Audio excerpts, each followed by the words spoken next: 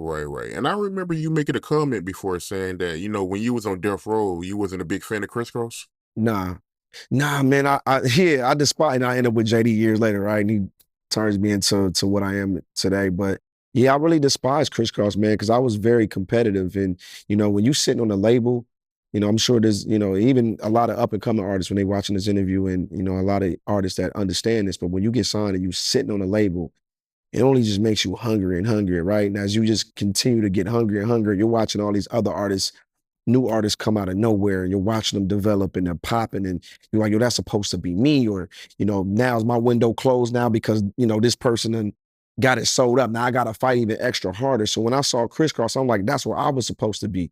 I always wanted that to be me on Death Row. I wanted to be the biggest, youngest star at the time. But, it was hard when you had Kriss Kross having the whole entire nation and world wearing their clothes backwards. You know what I mean? It was tough. And JD had that formula.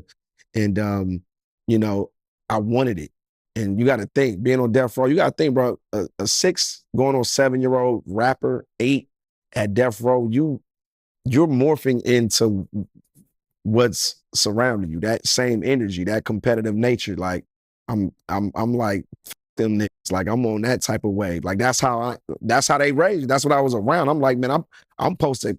I want to go snatch that shit from them. But it wasn't my time. And I think a lot of artists got to know that too. You gotta, timing is everything. Like even to this day, I get so many of my homies and people like, yo, drop the record. We've been sitting on this record for 3 years. You just play it just for us or for girls and shit. When we just kicking it or we going out, we vibing, like drop this shit.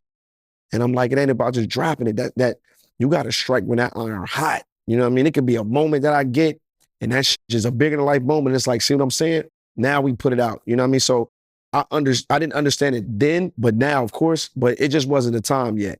I don't think that we had, first of all, we didn't have the right music. I wasn't rapping the right records. If we were smart, we would have geared me towards the Kid Avenue aspect of Death Row. But at that time, we wasn't thinking about that, man. Cass wasn't, what I mean? It was, Nick was young. You got to think I was around when he was 18, 19 years old. You know what I mean? So, Right, right. But speaking of Kriss Kross, right, take me through that, transition where, you was on death row, it didn't work out, and, you meet Jermaine Dupri and you sign with So Dove.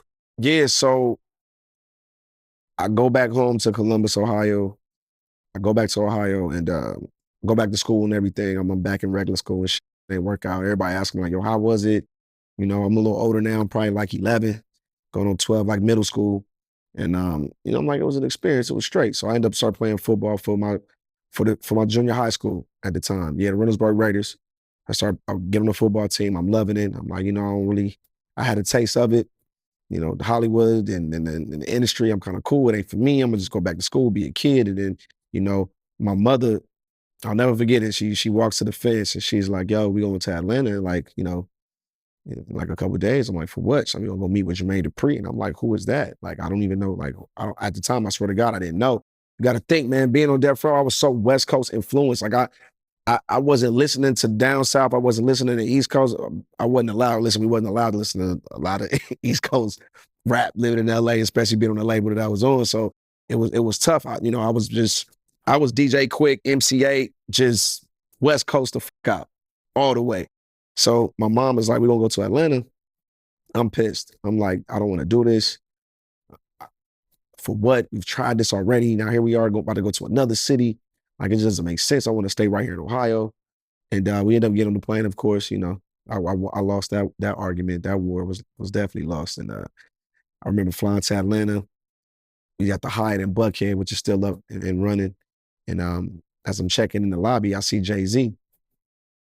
And this is right around the song we got with Babyface, "To Touch Me Again," right? Sunshine.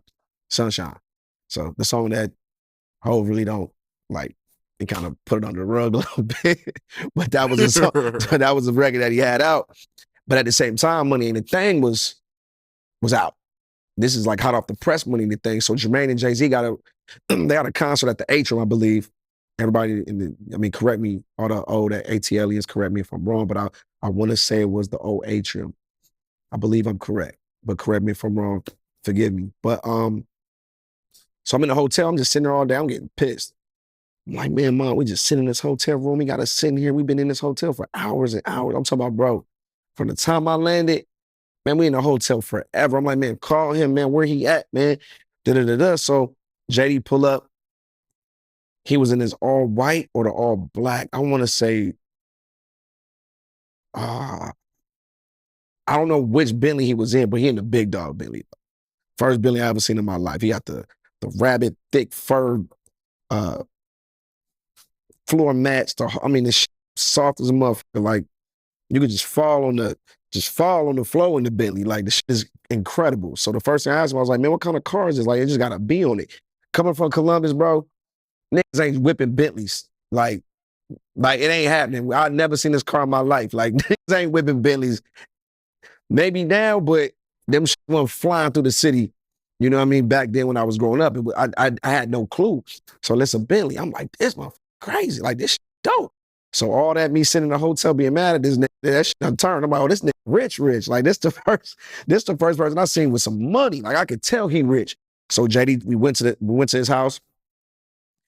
And man, the nigga just had it all laid out, like the American dream. It reminded me of like one of them movies, like when the dope boy who just got it popping. He got like the little homie in the hood who, he looking up to, and he just like, man, all this shit can just be yours with, what I'm, so that's kind of what it was. The gate opened up, we going through the back. I'm talking about this nigga JD had like 13 cars just lined up, like, pick me. One for Tuesday, I'll switch out that same Tuesday, hopping this that evening. JD had the big body Benz. He had 2 big body Benzes, 2 Raris, 2 Bentleys, the Range Rover, the BMW, the 745s when they was out back then. You know what I'm saying? Like, JD had the white Porsche, cocaine white Porsche. Man, JD was clowning. Like, clowning. The finest girls.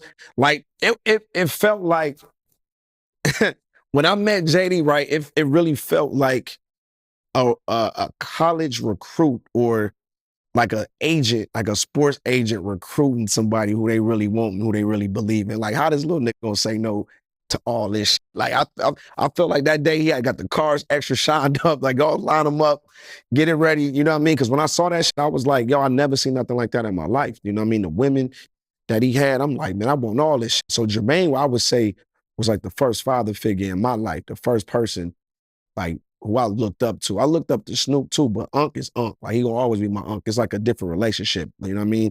But Jermaine was more of like a big brother / like a father figure, a father I never had.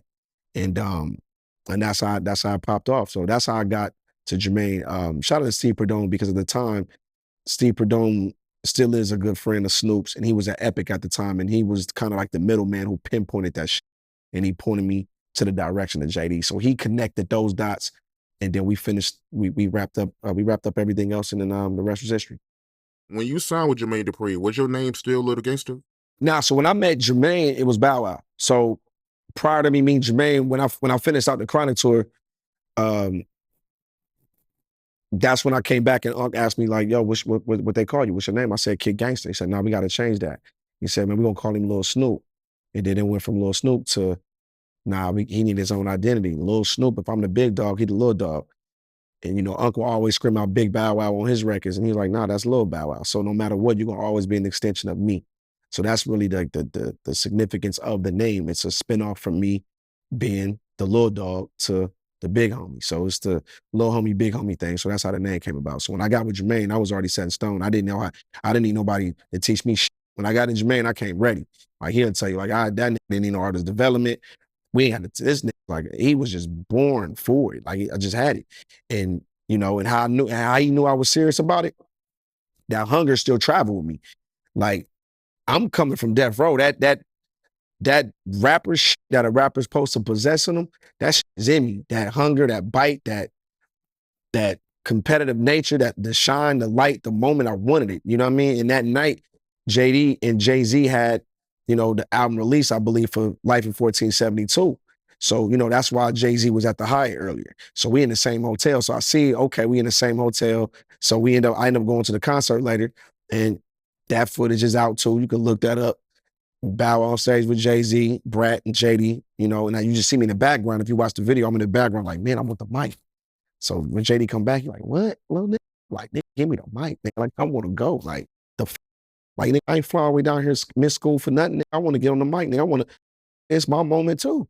And so Brat like, y'all, hey, yo, my little brother, he got something to say. And, that was an iconic moment too. Jay-Z on stage doing my ad-libs. I'm rapping, I'm fucking it up, Atlanta going crazy. And that's when Jermaine knew, like, this little nigga right here is different. He is different. I've never seen an 11-year-old kid just want it. I mean, it was another, it's up there with, the whole Death Row memories, me being on stage with Jay-Z before he became who he is today, not to take away from Hov and what he did early on, but you know what I'm saying, when he became that motherfucker right after Money and the Thing. So, you know, um, I'm glad I was a part of that. That was a historic night.